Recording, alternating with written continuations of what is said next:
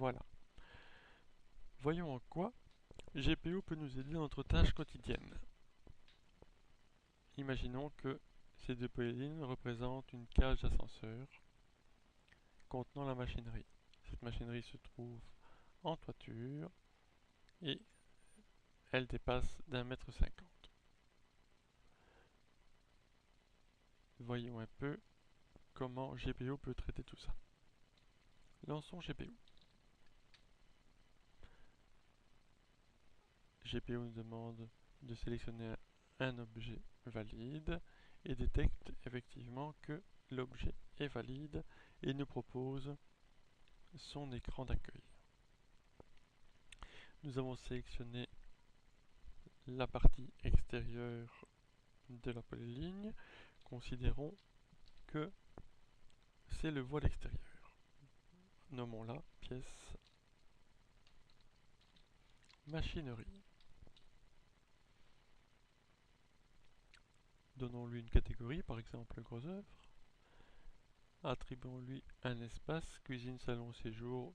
Ça n'est pas l'idéal. Allons créer un espace spécifique. Par exemple, cage ascenseur. Choisissons cage ascenseur. Nous avons dit que la cage ascenseur était constituée d'un voile en béton qui est calculé en termes de volume, en mètres cubes. Allons choisir un poste voile en béton. Le voile en béton, donc nous avons accès ici au mètré de la Société Wallonne du Logement, extension GPO. Ce mètré général contient 3600 postes et vous avez vu l'ouverture est quasi instantanée. Allons chercher le béton. C'est donc dans la superstructure, élément de structure en béton armé,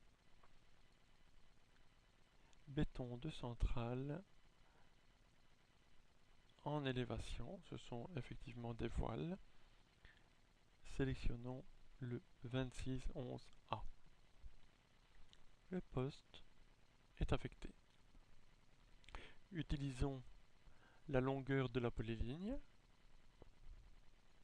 Nous aurions pu sélectionner la surface, mais ça n'est pas du tout ce que l'on recherche dans des voiles en élévation.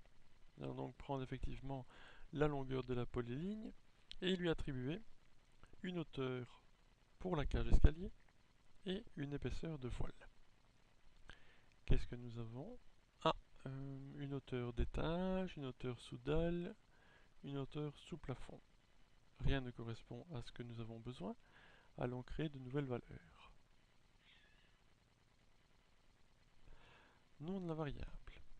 Par exemple, hauteur de la cage ascenseur, nous avons dit 1,50 m. Hauteur de l'ascenseur, 1,50 m.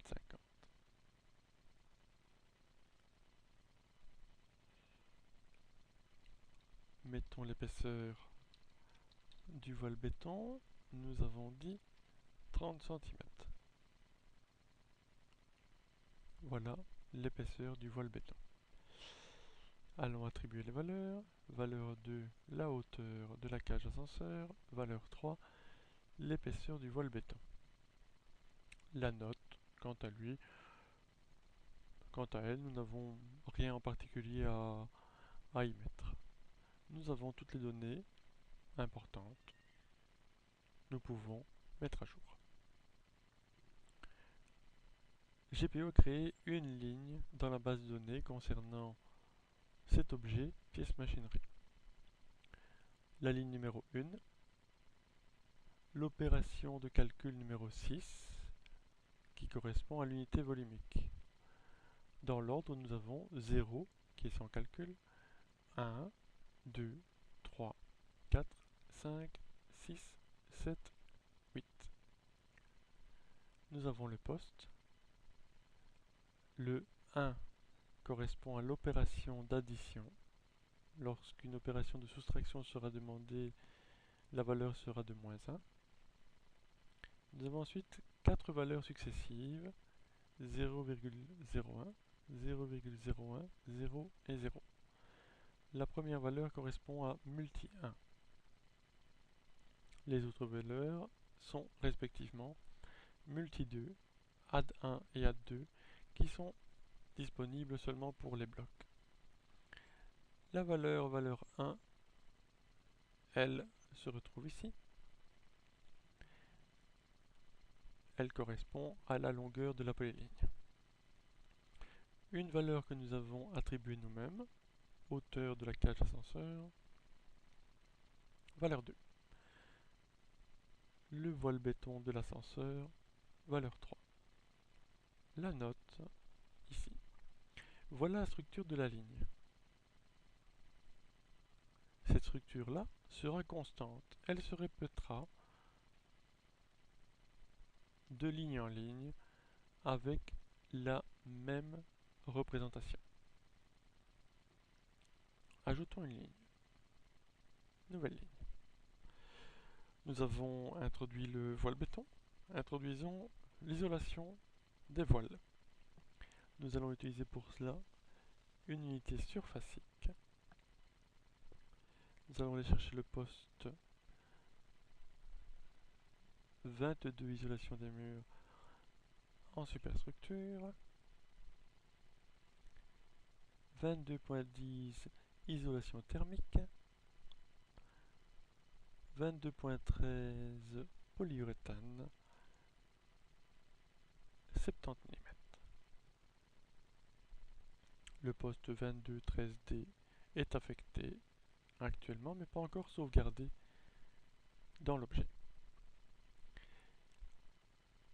Pour que le poste soit quantifiable, nous avons une valeur qui correspond à la longueur de la polyligne. Attribuons-lui la hauteur de la cage d'ascenseur pour avoir une surface. Le facteur multiplicatif qui est ici multipliera chacune des valeurs, valeur 1, valeur 2, valeur 3, afin de correspondre l'unité de dessin à l'unité de métrée. Ici en l'occurrence, nous dessinons au centimètre.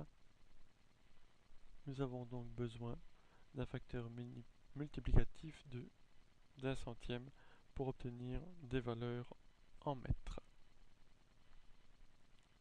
Nous avons bien le poste, une unité surfacique, une longueur, une hauteur, ça suffit.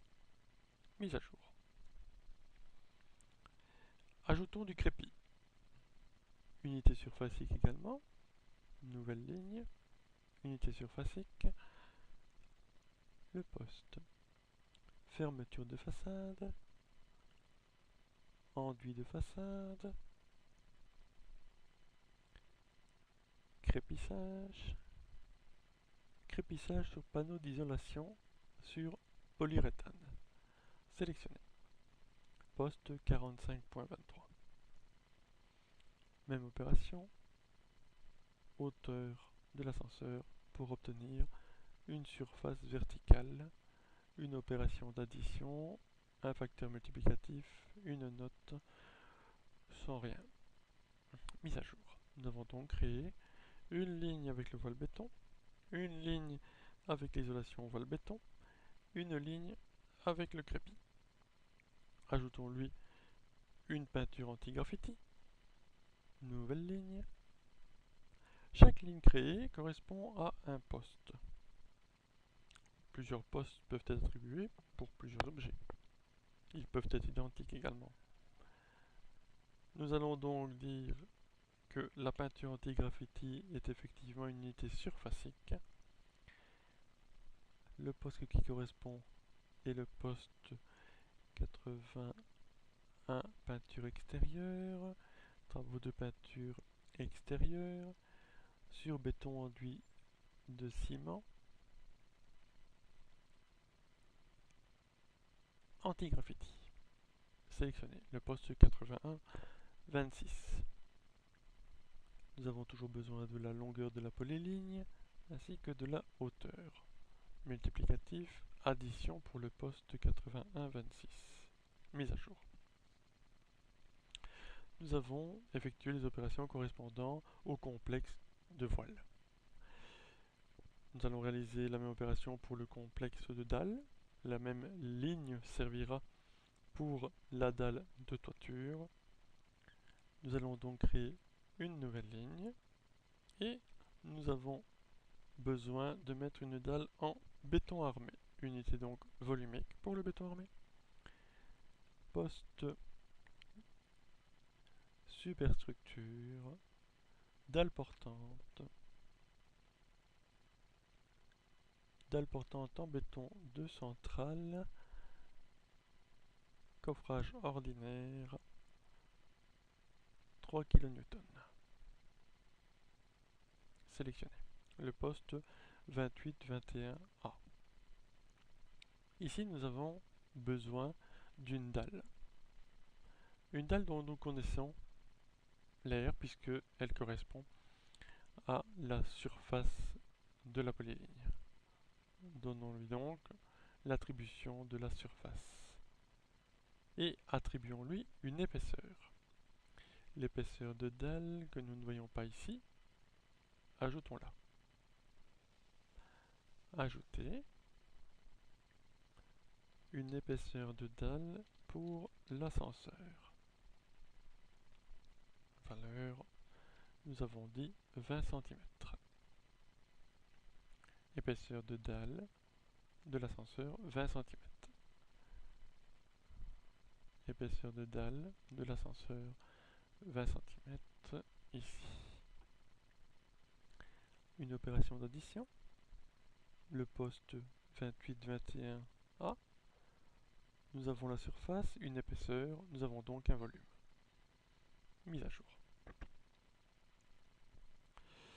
Un isolant sur la dalle. Nouvelle ligne. Choisissons un isolant. Un isolant est calculé au mètre carré. Ce sera donc une unité surfacique. Nous avons une surface au sol définie par l'aire de la polyligne. Nous allons utiliser donc la valeur surface. Voyons à quoi correspond le poste isolant pour dalle de toit résistant à la compression. Travaux de toiture. Toiture plate, isolation thermique. Panneau d'isolation. Mousse de polyuréthane. 70 mm. Une opération d'addition. Pas de note. Toujours la pièce machinerie, gros œuvre, cage ascenseur. Mise à jour. Eh bien, je pense que nous avons terminé pour la pièce machinerie.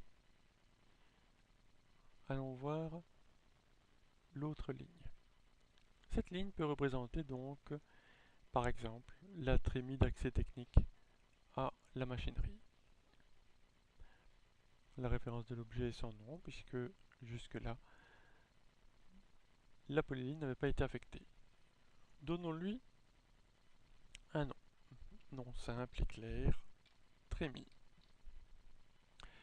Catégorie crosseur, espace, cage ascenseur. De quoi est composée la trémie? La trémie vient en soustraction d'une dalle et d'un isolant. Et donc, viendra soustraire le volume de béton nécessaire à l'emplacement de la trémie du poste dalle béton créé précédemment dans l'objet précédent. Calculons donc que nous avons besoin pour une dalle de toiture un volume pour le poste identique à tout à l'heure, c'est-à-dire superstructure, dalle portante en béton armé, dalle portante en béton de centrale, dalle portante en béton de centrale, 3 kN. Ce serait une opération de soustraction nous connaissons la surface, nous avons besoin de l'épaisseur de la dalle. Mettons à jour. Nous avons donc la première ligne de l'objet trémie. Une unité volumique, 6. Un béton de centrale de 3 kN de résistance. Opération de soustraction de ce poste-là. Facteur multiplicatif 0,01. Multi 2 ne sert à rien dans ce cas-ci.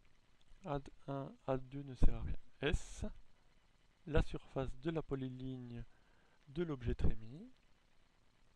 Épaisseur dalle, ici. Soustrayons maintenant l'isolant. Nouvelle ligne. Unité surfacique. Allons chercher le poste correspondant. Nous le connaissons, il était là tout à l'heure. 3. 34 toiture plate isolation thermique. Panneau d'isolation. Mousse de polyuréthane. 12E. 70 mm. Attribution de la surface. Opération de soustraction. Mettons à jour. Si nous avons fait une erreur, le fait de cliquer dans cette partie ici nous donne l'ensemble des valeurs et nous la met en édition. Imaginons que je me sois trompé, que c'était effectivement une opération d'addition plutôt qu'une opération de soustraction. Si je mets à jour, l'opération a changé. Si je décide de nouveau rechanger l'opération en soustraction, voilà, l'opération est effectuée. Nous avons bien donc une opération de soustraction du béton et une opération de soustraction de l'isolant.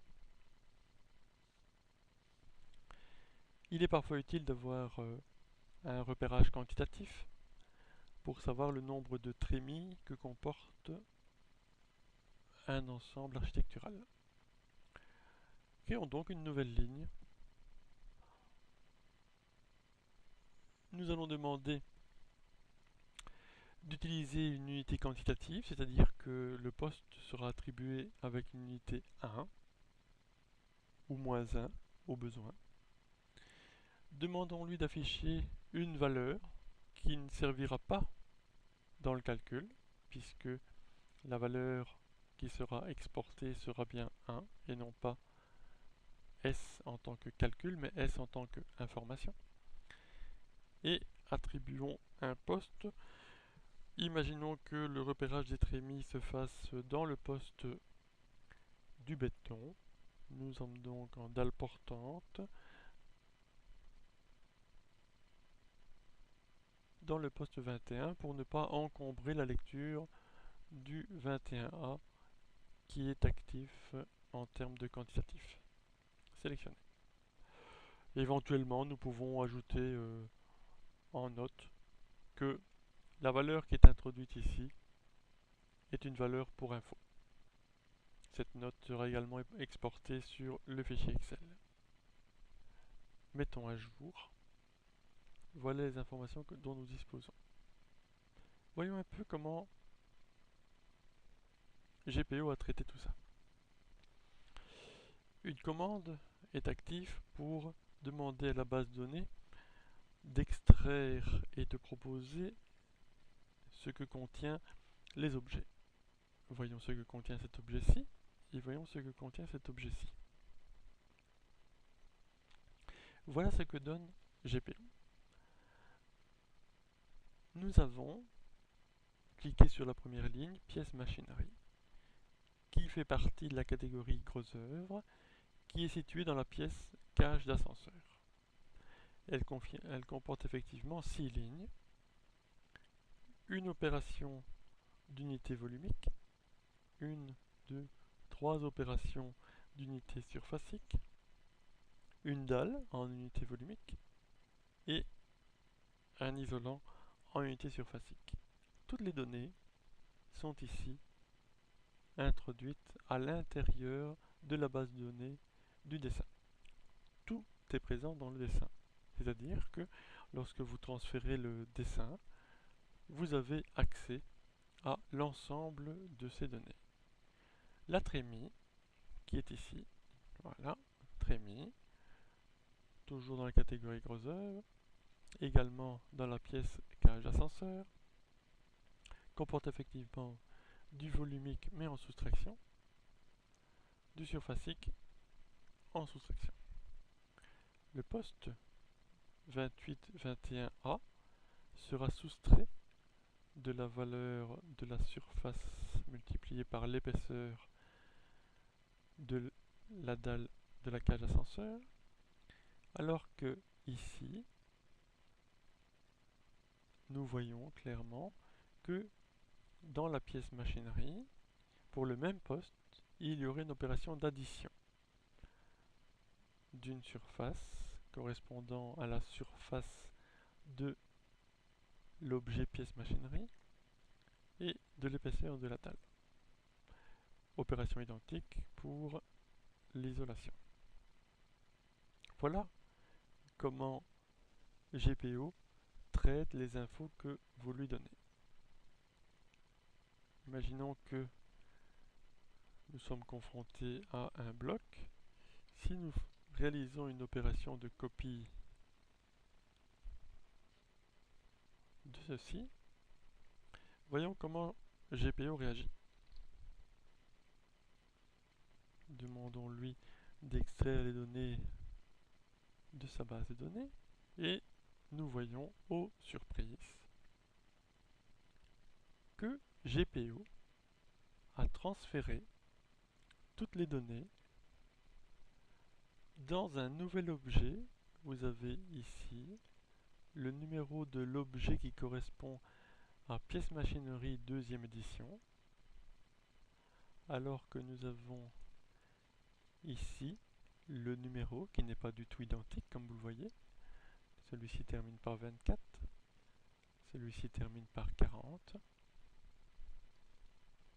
GPO a automatiquement attribué et gardé l'ensemble des coordonnées introduites pour les copies.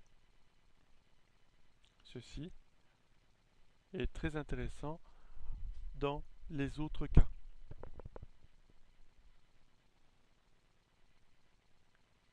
Alors, une fois ceci fait,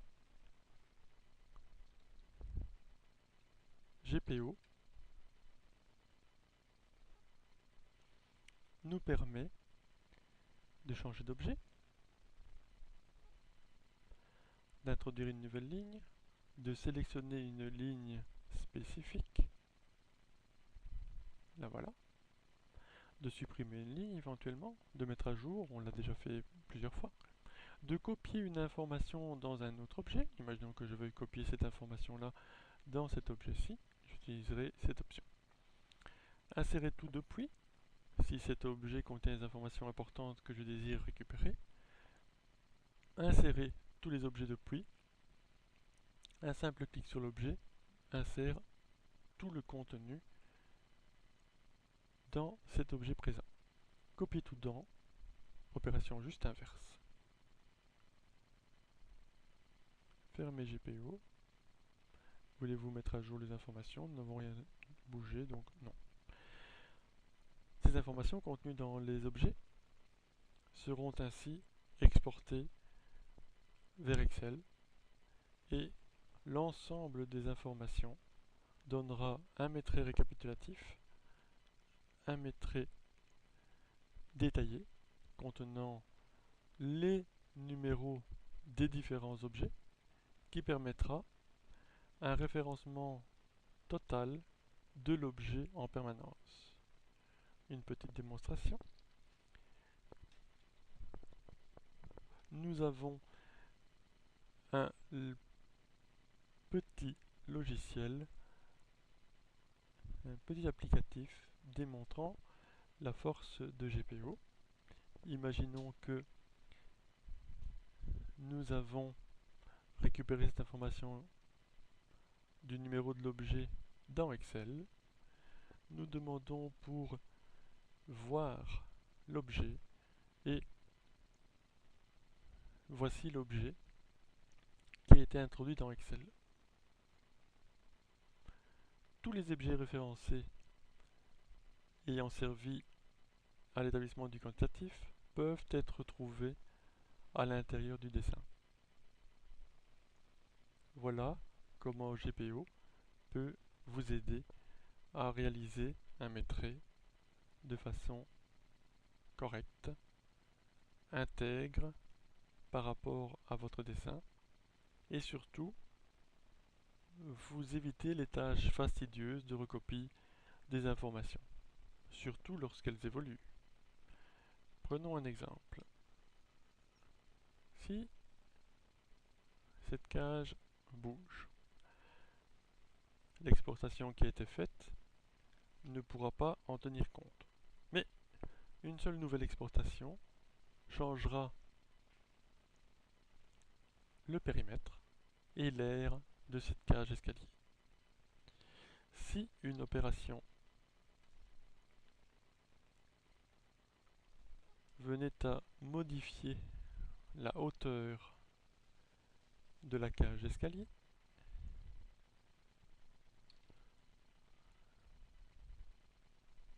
voilà, l'opération a changé la hauteur de la cage d'escalier de 1,50 m à 1,60 m.